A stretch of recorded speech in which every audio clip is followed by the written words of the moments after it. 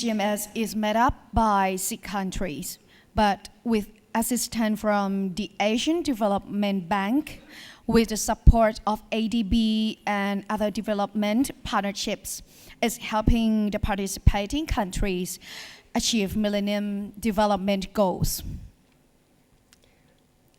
Excellencies, honorables, distinguished delegates, ladies and gentlemen. Now for the next moment, we will together witness the presentations to the leaders.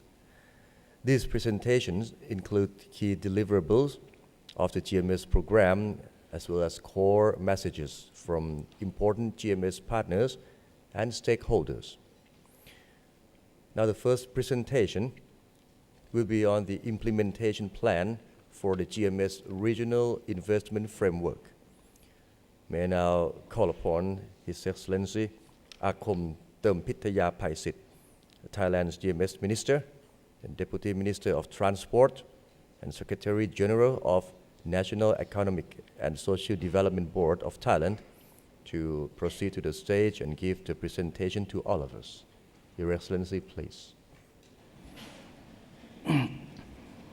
Excellencies, honorable ministers, distinguished delegates, ladies and gentlemen, it is my great honor to be standing here and providing you all with the overview of the Regional Investment Framework and the Regional Investment Framework Implementation Plan.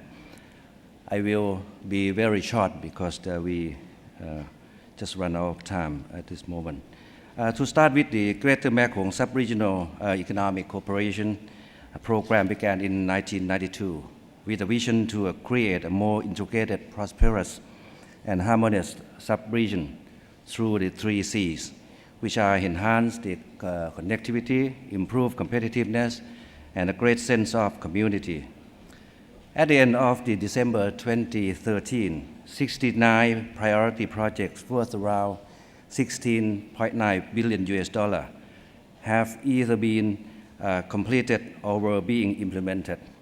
Indeed, this, the 5th GMS Summit, reaffirms the GMS countries' continuing commitment to the GMS program well in its 3rd decade of the cooperation. I would like to provide an overview of the Regional Investment Framework and the Regional Investment Framework Implementation Plan. The Regional Investment Framework, or the RIF, translates the broad direction in the GMS strategic framework between 2012 to 2022, which is 10 years, which has been approved at the 4th GMS Summit in December 2011 into a comprehensive pipeline of investment and technical assistance projects for 2013 to 2022.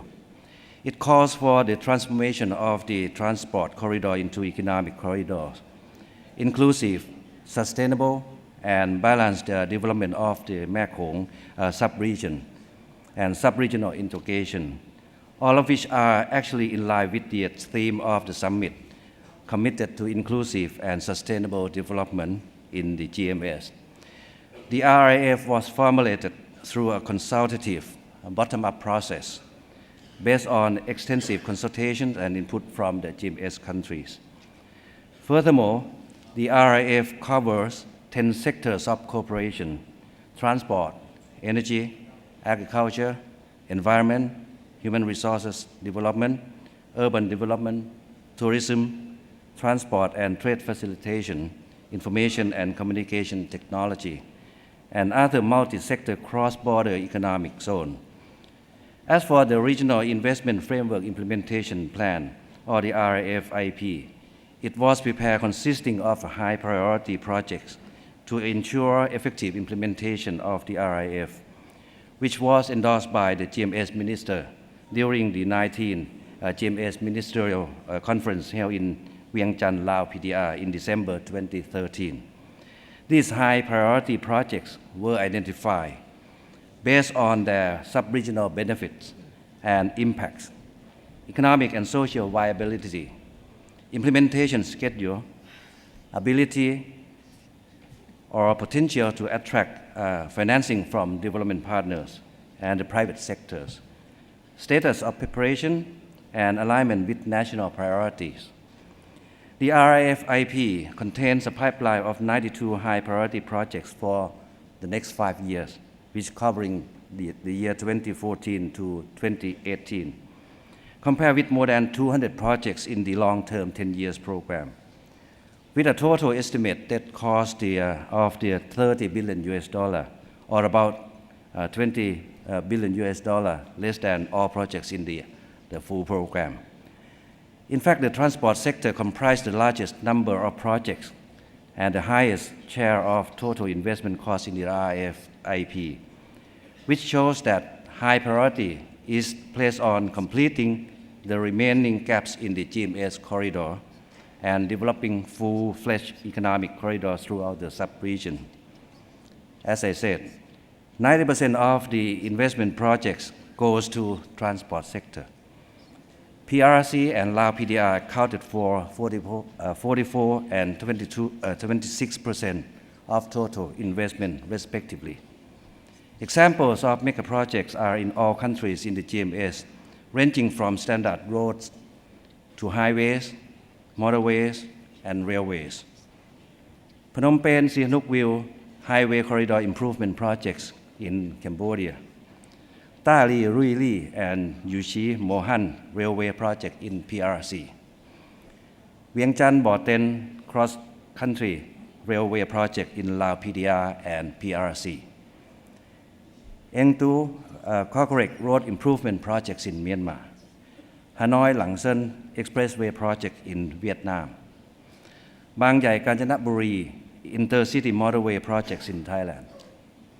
Excellencies, we are all aware that translating the implementation plan into concrete prioritized projects requires financial resources and enabling environment to attract investment from development partners and private sector.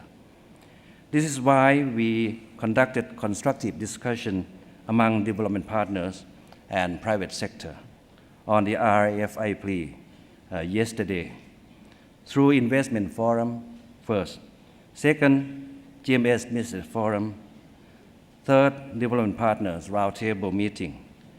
Together, we identify the way forward to cooperate and coordinate to further develop GMS economic corridors by showcasing the investment opportunities and prospects in the sub-region. It is also essential for the RIF-IP to include a monitoring and evaluation system to regularly track the progress of proposed projects, as well as progress in implementing the RIF-IP as a whole. The implementation of the RIF and the RIF-IP will be reviewed periodically to assure its relevance, sustainability, and effectiveness.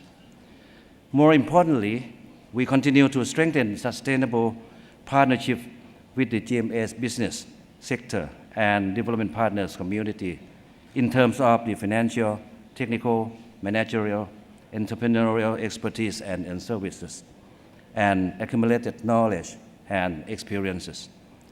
We recognize that knowledge inputs from development partners and private sector is crucial to ensure the successful implementation of projects by GMS sector working group, forums, and task force. To conclude, the RIF-IP already paved the way towards inclusive and sustainable development in the GMS. We therefore look forward to successful implementation of the RIF-IP in collaboration with the private sector and development partners, and with the GMS youth participation as well. Now, let us hear statements from each of the 4 groups that embody the key messages they wish to convey to the GMS leaders and the ADB president as we strive to achieve the overall vision of the GMS program through the implementation of the RIF. Thank you very much for your attention. Thank you very much indeed, His Excellency อาคมเติมพิทยาภัยศิษฐ์